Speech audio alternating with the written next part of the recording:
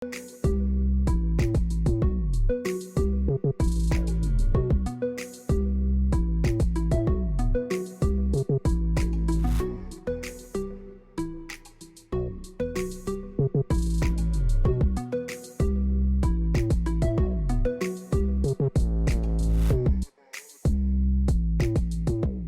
gets a clean bill of health. Prime Minister Moses Nagamutu underscores the legitimacy of the coalition government, and Communities Minister reiterates call for officials to put aside differences and work towards the benefit of the people.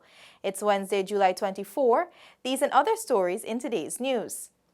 His Excellency President David Granger returned home after receiving clearance from his team of medical specialists in Cuba.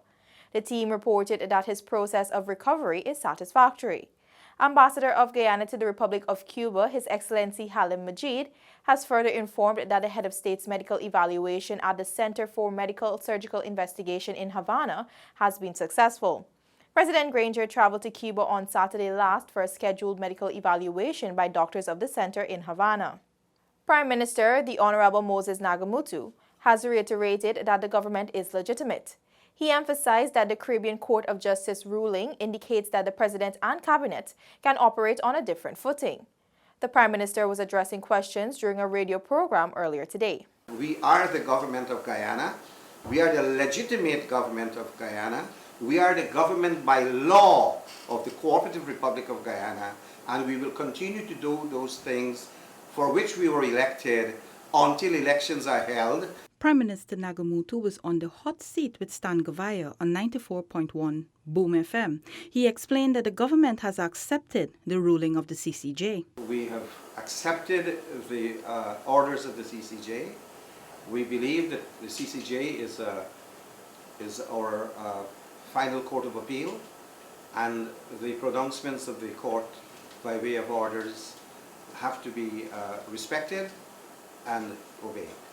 The President and the Cabinet must operate on a different footing. Remember those words, different footing. And who must operate on a different footing? The President and the Cabinet. So therefore, the ruling implied that the Cabinet, the President and the Cabinet continue as the government, but must operate on a different footing. What that different footing is that it is guided by certain conventions. Conventions are that you will do routine functions. Addressing the claims from certain sections regarding the legitimacy of the government, the Prime Minister said this. It's a fiction. It's only an empty imagination. There can be no country that exists in a void. There is always a government. The law presumes that out of necessity that there must be a government. There's no vacuum. They call it what they call if Mr. Jagdev listens to me now, he'll probably learn a new term. It's called a juristic hypothesis, that there must be a government. Rebecca Ganesh, InfoHub.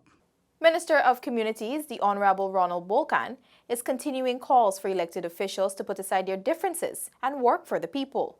The Honorable Minister reiterated these calls during an interview with Paul McAdam recently. Regional and Democratic Council officials must remember that they are working for their respective communities.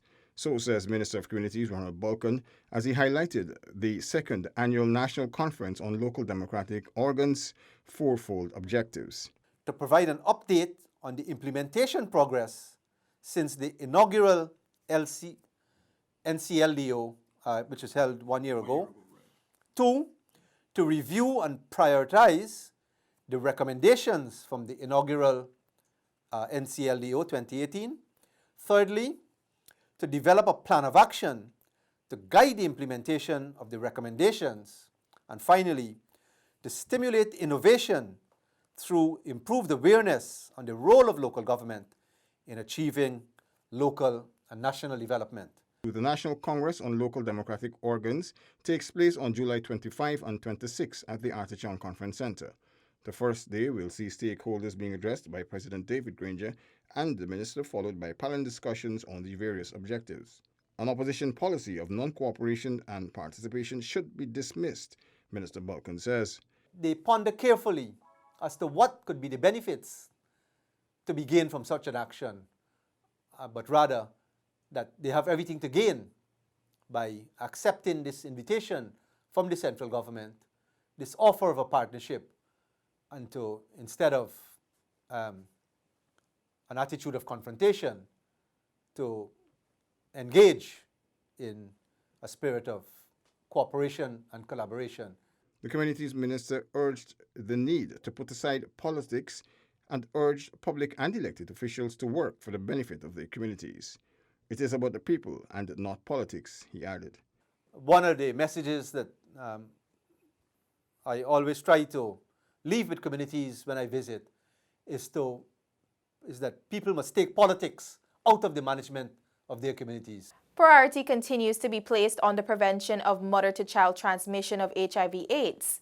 The incoming U.S. AIDS Director for Guyana and Suriname is ready to work towards ensuring this fight remains a priority for the agency.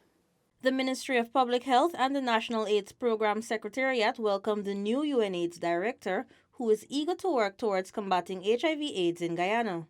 The new director commended the successes made within recent years and said he anticipates continued improvements. The status so far is so impressive. Guyana may likely be one of the countries that will achieve the 1990. So my role is to reinforce on the progress made so far to ensure that the last mile is achieved. I think that's my biggest priority. The second priority will be to ensure that we address mother-to-child transmission as a human rights issue. The new director expressed his confidence in the work which has been ongoing in Guyana when he met with the Minister of Public Health, Walter Lawrence. He said he believes in achieving 100% coverage of HIV/AIDS control and prevention. Outgoing Director Dr. Martin Odit highlighted that Guyana's progress has intensified since 2016. In 2016, the country committed to what we call the UNAIDS 1990 targets, and the country is doing very well on that front. The first of the 390s, the country is now at 93%, meaning it has achieved the 90%. The second one, it's at 73%, and the third one at 81%. But we hope that by 2020, when we are supposed to achieve those targets, 2020 December, we shall have achieved those targets. The UNAIDS 90-1990 treatment for all targets, to which Guyana has agreed, aims to diagnose 90% of all HIV-positive persons, provide antiretroviral therapy for 90% of those diagnosed, and achieve viral suppression for 90% of those treated by the end of 2020. For InfoHub, Delicia Haynes. Still to come, $25 million in grants for young Hinterland entrepreneurs and local artisans receive boosts for their projects. Details after the break. Are you ready to embark on a truly epic adventure to an undiscovered corner of South America, where some of the most spectacular natural attractions are unveiled within a beautifully diverse landscape? From the wetlands and savannas to the ancient mountains, magnificent waterways and lush enriching rainforest would provide a vast playground for some of the most exotic and breathtaking creatures on the planet, including many of the world's giant species. This untouched land of mystery and wonder serves up an exclusive experience for travelers. So are you ready for a new, awe-inspiring adventure? Welcome back to nature. Welcome to Guyana.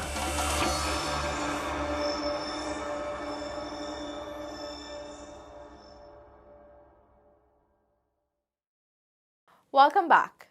Small businesses across Guyana have access to government contracts and tenders. In this regard, the Small Business Bureau has been focused on ensuring prospective registrants and business owners know what is needed to be able to benefit from the procurement program. That's a program the Small Business Bureau is responsible for to ensure small businesses across Guyana have access to government contracts, government tenders, and that will also help to build their revenue and build their capacity within our local context. That was Shemaine Headley, Research and Marketing Officer at the Bureau. Headley said the Bureau has been holding informative sessions to let prospective registrants and business owners know what is needed to be able to benefit from the procurement program, something potential business owners are happy for. My experience this morning was great. I learned a lot. There are things that I didn't know, for instance, like the GRA compliance. I wasn't aware of that, but now I know of that, and the NIS compliance. So, you're learning every day. You're never too old to learn. I learned that with registering business helps you a lot. So now I'm in the process to learn more about small business. The Bureau has since established several business help desks in regions 2, 3, 6, 7, 9, and 10, with one each to be established in regions 1 and 8. Through those help desks, we've been getting a lot of support. We've been able to reach a larger number of persons, especially the riverine and hinterland communities, through those help desks. So it's been working quite nicely for us. Reporting for InfoHub, Nikosi Bruce. 500 young Indigenous entrepreneurs have received a boost to their respective businesses. Grants totaling $25 million were given to the entrepreneurs of Mabaruma and Matakari Subdistrict Region 1. The young businessmen and women were trained and certified under the Hinterland Employment and Youth Service Program and are managing established ventures ranging from grocery outlets, catering, and cattle and poultry farming, among others. They were drawn from over 32 communities, and many were either unemployed or school dropouts before attending the HACE program. Alison Bennett, a 33-year-old mother of one from Bunbury Hill, shared how the program has changed her life. I used to be at home, unemployed, and I used to study where I'm going to get a job from. And suddenly come up, the HACE program came in Bunbury. So I take the opportunity to take a chance to challenge business of my own, to become a business owner, to develop myself. Valerie Sam of Citrus Grove, Port Kaituma said the HACE program has paved the way for her to pursue her dreams of serving in the medical field. I was able to go out in Georgetown and study for 6 months as a community health worker, shortly after I have completed a 1-year HACE program. Minister of Indigenous Peoples Affairs Sidney Allicock said that the program yielded many successes. Therefore, the government will be extending the program to train another 4,000 youths. It is so amazing to listen to the testimonies here this morning. And in other parts of the country, you've been able to have similar testimonies. Some persons have like 6 children. And this has been able to help them in taking care of their families. The government over the past 3 years has invested $2.3 billion in the Hinterland Youth Empowerment Program. 4,000 youths have so far been trained and close to 2,000 businesses established in 220 communities in all of the 10 administrative regions. Seneca Thorne, InfoHub. Focus has been placed on encouraging creative minds in the arts industry to do more. On Tuesday, 15 dedicated and lucky individuals received grants to the Guyana Fund for Culture and Creative Industries to develop their artistic projects. The $20 million initiative aims to not only improve the livelihoods of persons engaged in the cultural and creative industries, but to promote the new cultural products and to facilitate the market of the local industry.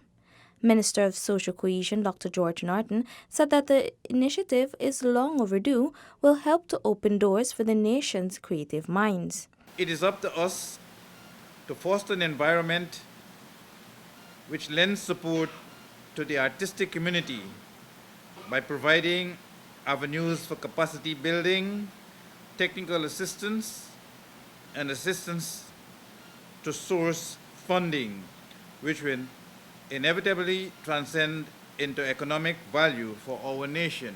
Echoing the minister's sentiments, Director of Culture Tamika Boswin said that the disbursement of grants speaks volumes for the local industry. This is truly a historic moment for the culture and creative industries in Guyana, because it shows that the government really cares about the creative industries and its development. And this is the first investment into that sector.